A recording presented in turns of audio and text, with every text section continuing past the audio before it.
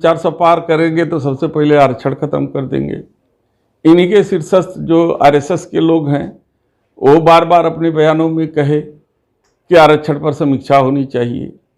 इन्हीं के जो एक लल्लू सिंह जी हैं जो अयोध्या से सांसद हैं, उन्होंने तो स्पष्ट रूप से भरे मंच से कहा था कि हमें 400 पार दे दो, हम आरक्षण खत्म कर देंगे।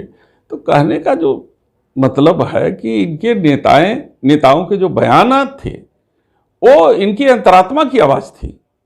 इनकी अंतरात्मा में यह है कि गरीबों के मिले आरक्षण से जो उनके मान सम्मान और संपत्ति और जो समाज में उनको उत्थान मिलता है, वो नहीं चाहते हैं कि वो उनको सम्मान मिले की बात की जाती है। इसीलिए हम लोग कहते हैं कि आप पीडीए के साथ जुड़े, एकजुट रहें।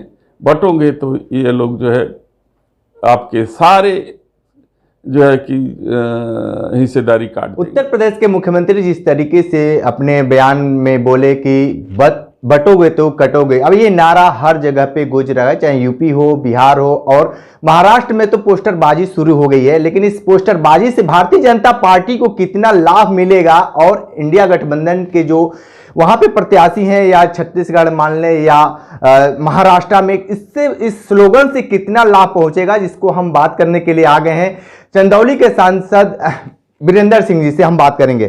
सांसद ये बताइए, जिस तरीके से ये योगी आदित्यनाथ का जो स्लोगन है बहुत तेजी से सोशल मीडिया और पोस्टरबाजी के द्वारा जन जन तक पहुंचाया जा रहा है, ये कितना असर डाल पाएगा स्लोगन?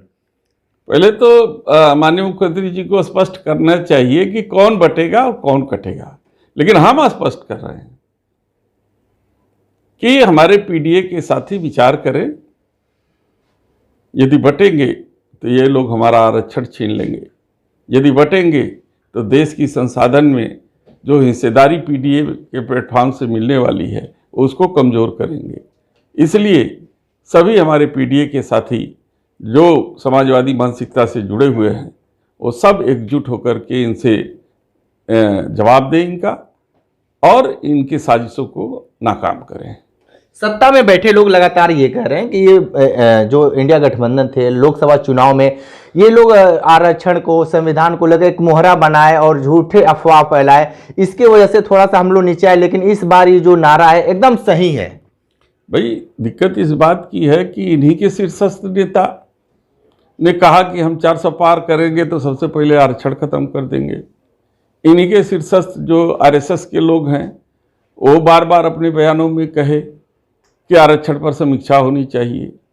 इन्हीं के जो एक लल्लू सिंह जी हैं जो अयोध्या से सांसद हैं, उन्होंने तो स्पष्ट रूप से भरे मंच से कहा था कि हमें 400 पार दे दो, हम आरक्षण खत्म कर देंगे। तो कहने का जो मतलब है कि इनके नेताओं के जो बयानात थे वो इनकी अंतरात्मा की आवाज़ थी।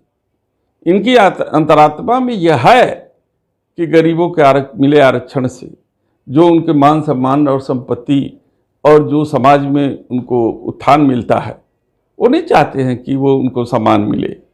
वो केवल जो है खोखले नारों के जरिए उनको लुभावने नारे के साथ जोड़ना चाहते हैं। और समाजवादी पार्टी जो पीडीए का नारा दी है, इंडिया गठबंधन के लोग उनको वास्तविक अधिकार देना चाहते हैं। इसीलिए जाति जनगणना की बात की जाती है। इसीलिए हम लोग कहते हैं कि आप पीडीए के साथ जुड़े, एकजुट रहें। बटोगे तो ये लोग जो है आपके सारे जो है कि हिस्सेदारी काट देंगे। लेकिन जिस तरीके से कानून व्यवस्था की बातें लगातार योगी आदित्यनाथ कहते हैं कि कोई भी घटना होगी तो आगे यमराज खड़ा है। अब ये बताइए कि यमराज छुट्टी पर हैं कि कहाँ पे हैं, लेकिन लखनऊ के कांड को लेकर क्या कहेंगे जो मोहित पांडे के साथ हुआ है? वो तो यमराज अपनी पुलिस को कह रहे हैं कि खड़ा है, तो मैं क्या करूं? यदि मोहित हत्याकांड को उदाहरण लें तो यमराज कौन है? जो कस्टडी में जिसकी हत्या हो जा रही है। तो स्वयं अपने सवाल का जवाब मुख्यमंत्री जी दे रहे हैं। चुनाव को लेकर क्या कहेंगे? उपचुनाव हो रहे हैं यूपी में, यूपी को लेकर बहुत सारे घमासान मचे हुए हैं और आपको मझवा को लेकर एक जिम्मेदारी भी दी गई है समाजवादी पार्टी के शीर्ष नेतृत्व ने। किस तरीके से तैयारी कर रहे हैं और खासकर बहुत सारे जो कयास लगाए जाते हैं वो अभी सामने आने शुरू हो गए हैं।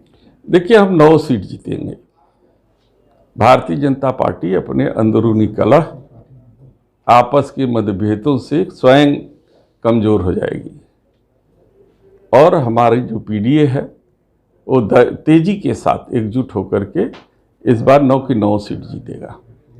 जो महाराष्ट्र में चुनाव हो रहे हैं, झारखंड में चुनाव हो रहे हैं, क्या ये वाकई जिस तरीके से लोग कह रहे हैं कि बटे हुए तो कटोगे, ये नारे जो लगातार पोस्टर्स के सामने, ये क्या दर्शाता है? वाकई इस तरीके के है कि कुछ और ये लोग बताना चाहते हैं भारतीय जनता पार्टी के नेता? ये सब तो समाज में जवाब देगा, आने वाला चुनाव ही जवाब दे देगा। तो हमारे जो देश की जनता है वो बहुत ही इंटेलिजेंट है, बहुत ही समझदार है। वो बड़े बड़े लोगों को जवाब दे दिया है, इस बार भी जवाब दे देगी महाराष्ट्र में। यानी आप एकदम आश्वस्त हैं कि जो भी रिजल्ट आएंगे 23 को आपके पक्ष में आएंगे? निश्चित रूप से आएंगे। तो 23 तारीख को तैयार हैं हम लोग? हाँ हाँ, आपको मिठाई खिलाएंगे। बिल्कुल।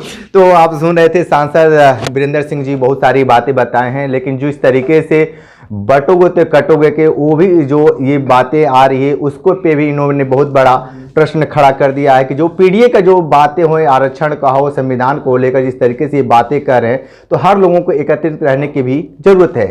विशेष इंटरव्यू कर रहे थे, तो हमारे साथ बने रहिए कांडी बनारसी के साथ। में दीजिए इजाजत, नमस्कार।